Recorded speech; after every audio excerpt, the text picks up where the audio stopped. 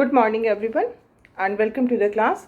We are doing the chapter The Making of the National Movement 1870s to 1947, and under this chapter we have discussed about the discontentment among the Indians against the British rule. There were so many causes of discontentment which we have discussed in the previous class, and because of this discontentment with the British rule, there arose the feeling of nationalism in the mind, in the heart of the people. The people started to think. The question which started to arise in the mind of the people was, what is this country of India? What is India? The answer came, we the common people of the country are actually forming this country. We are India. The people of the country are India, and the country belongs to us and we belong to the country. As the country belongs to us, so the resources of the country must be for the benefit of us only. It should not be used by the British. It should not be used by any foreigner for their benefit. So with this feeling, there started the feeling of nationalism, and it came. The people became awakened. Now they started to feel that the country is being ruled by the foreigners, and the foreigners are using our resources. The foreigners are controlling the people of the country, and this is not acceptable. This needs to be changed. We need to make these foreigners go away from our country, because this country belongs to the Indians. Okay, so this is what we call the feeling of nationalism, and we find that as we have discussed in the previous class also, political associations were started to be formed from 1850s, and you now just pay attention on the names of these organizations. Okay.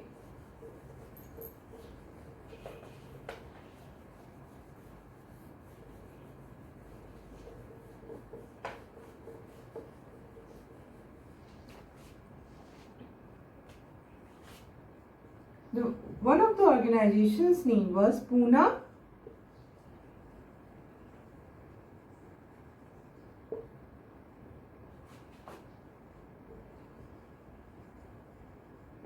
Sarvajanik Sabha. Here you find the term Sarvajanik. What does it mean? Sarvajanik means this Pune Sarvajanik Sabha belongs to all the Indians, though it was located in Pune, but it was not only for the people of Pune.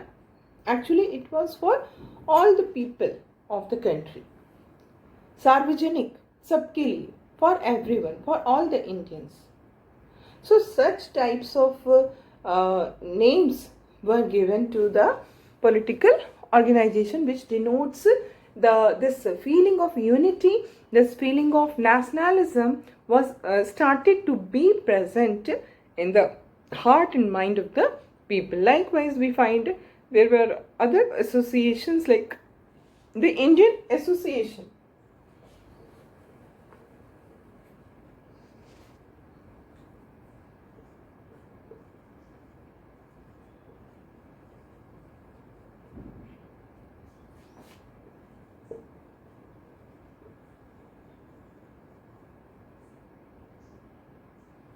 The Indian Association, in this name also you will find this Indian.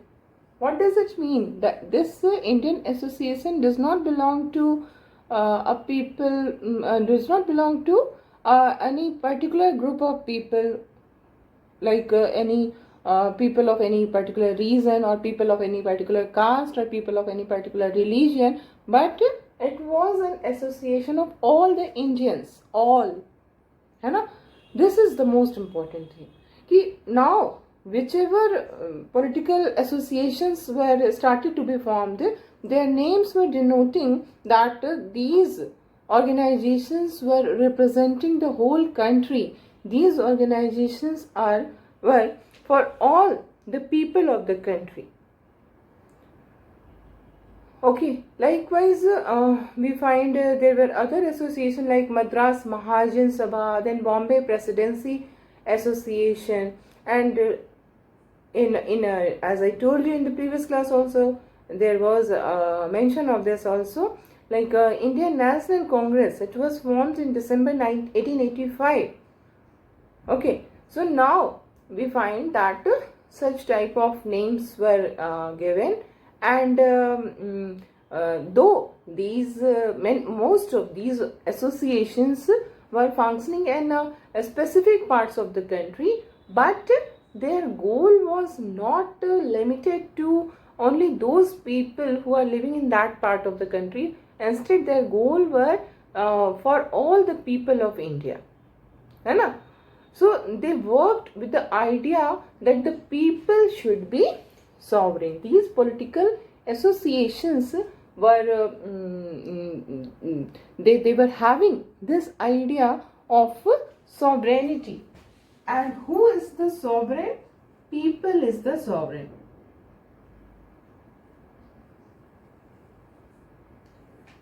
People are the sovereign. Here you are very much aware of this term sovereign, because when we were discussing civics, in that chapter itself you have read first chapter itself, है ना? There is just this mention of 4 elements of a state, and in that you will find that first element of a state is population, second element is territory, third element is government, and fourth element is sovereignty. What is sovereignty? Sovereignty means ultimate power. If any organization is sovereign, it means that the organization has ultimate authority. There is no authority above that organization. Like our Indian government, the government takes decisions according to the Constitution of the India. The government takes decisions according to the Constitution of India, and this Constitution is made by the representatives of the people of India. So in a way we can say that the representative of people who made the Constitution, they were real powerful. Not only this, we find that the government keeps changing after every 5 years, isn't it? We have this system of election in which we see that the government keeps changing. People cast their vote, adult citizens of the country cast their votes, and accordingly the government changes. So ultimately the power does not, the sovereign power does not lie with the government. Actually it lies with the people of the country. So now these organizations, they also have this idea that people of India should be sovereign. There should not be the decisions regarding India should be taken by the people of India. At that time, when we were under the British rule, the decisions about India were taken by the British Parliament, which was the representative body of the British citizens, which was totally against this idea of sovereignty. Our country was not a sovereign at that time. Our country was under the colonial rule of the British, in which we find that all the decisions were taken by the British Parliament. The decisions were taken for the people of India, but they were taken by the representatives of British citizens. That was British Parliament. it was totally unacceptable condition. Now, when people awakened, when people started to think about this feeling of nationalism, feeling of unity, they came across with this idea of sovereignty. Now, this was totally unacceptable for some of the Indians who were the leaders at that time. That why the decisions about Indians, the decisions about the resources of India, the decisions about the people of India should be taken by the representative body of the British citizens. That is totally wrong. So now this started to be believed that the Indian people should be empowered to take decisions regarding their affairs. It is how we will take our own decisions. As we were not a free country, we were under the colonial rule. That is why we were not having that power to take decisions. This power has been transferred to the British.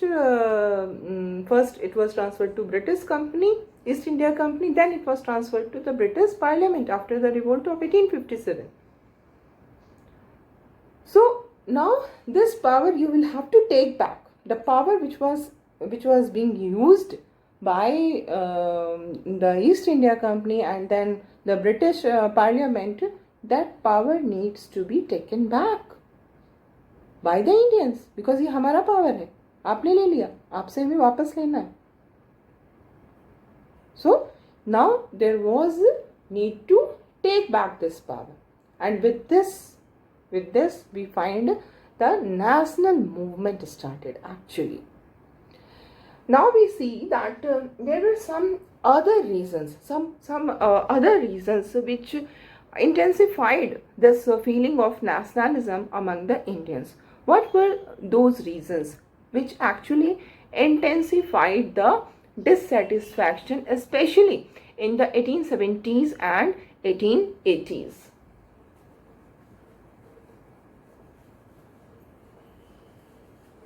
So, intensification means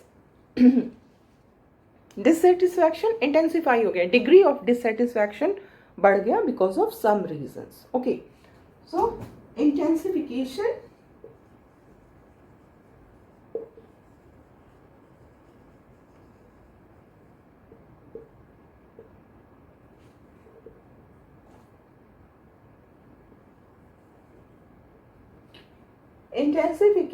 of discontentment.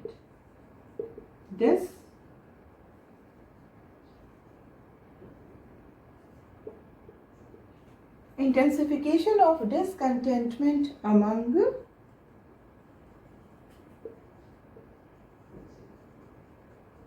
Indians in 1870s and 1880s. And now we will see what were the reasons for this intensification of discontentment. Okay, the first and the most important reason was the Arms Act.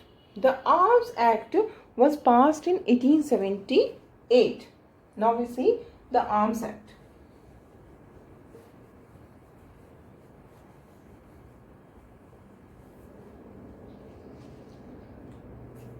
The Arms Act, the Arms Act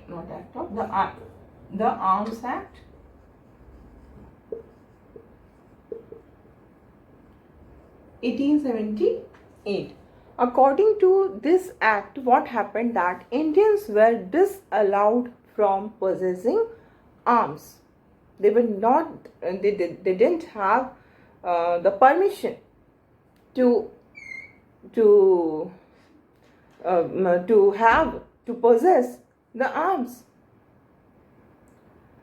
This law was totally discriminatory because only Indians were disallowed to possess arms. The British were not disallowed. They have this. They had this permission. They can possess arms, but the Indians could not possess the arms. So this was discriminatory, and this caused caused intensification of dissatisfaction, intensification of discontentment. Okay, and now we see the second reason for discontentment, intensification of discontentment among Indians. The second is the Vernacular Press Act.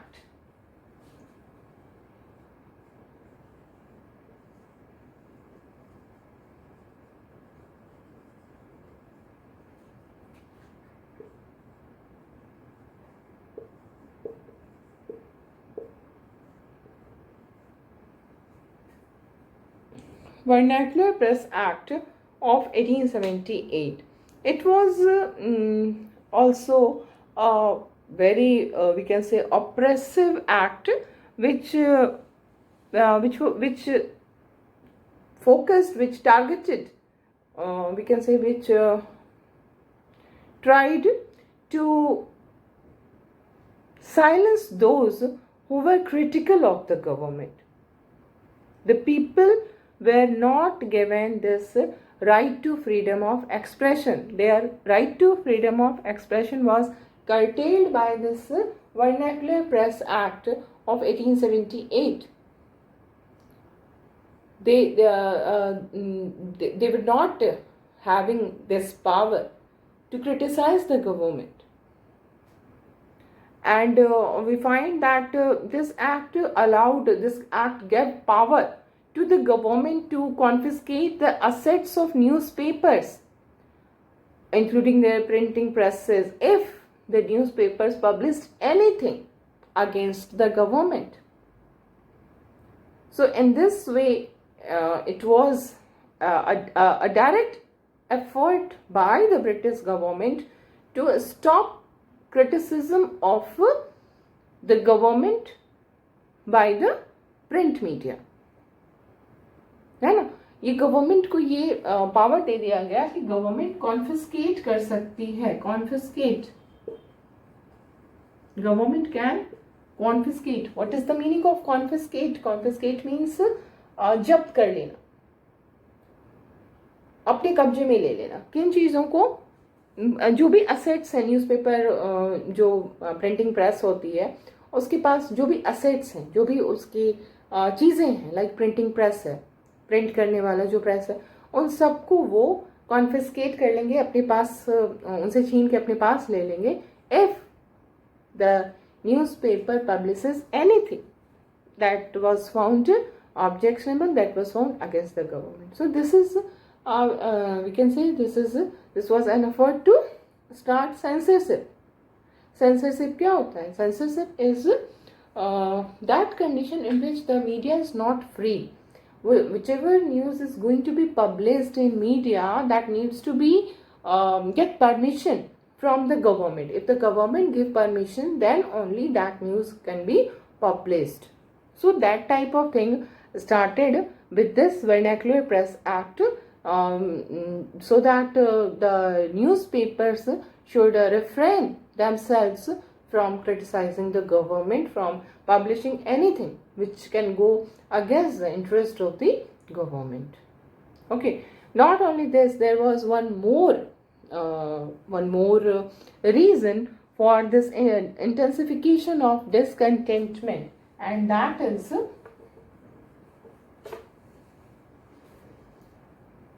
withdrawal of the Albert Bill.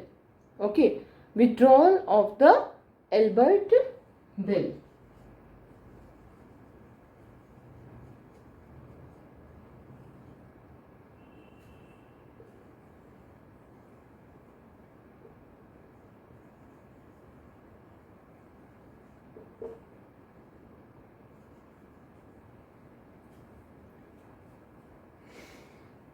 So now what we find, what was Albert Bill in 1883? It happened in 1883. What happened? This the government wanted, the British government wanted to introduce this bill, Albert Bill. And what was there in this bill? The bill has this provision that in order to trial any British or European person, there can be Indian judges can hear the trial of British or European persons. So this bill was aiming towards bringing equality between British and Indian judges in the country.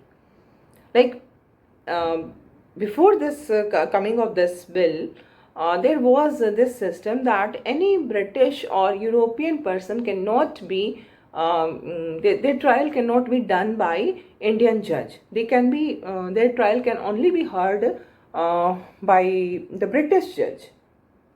But now with this with coming of this Elbert bill, with the introduction of this Elbert bill, it was there was an effort to bring equality. There was an effort that any British or European person trial can be done by the Indian judge. But what we find that the whites, the British, the Europeans, they were totally against this Elbert bill, and because of this opposition from the whites, the government had to withdraw the bill. The bill could not be passed in the British Parliament because this the white people were not ready to give their nod to this bill. And you know, as you have read about all these proceedings, how a bill can be passed, just like in India. Just like in India, the process of lawmaking is same as in Britain. So when it can, if the bill could not get the majority, could not get the support of the majority, then it could not be passed. So that happened with this Elbert bill. So we will continue with this discussion in the next class.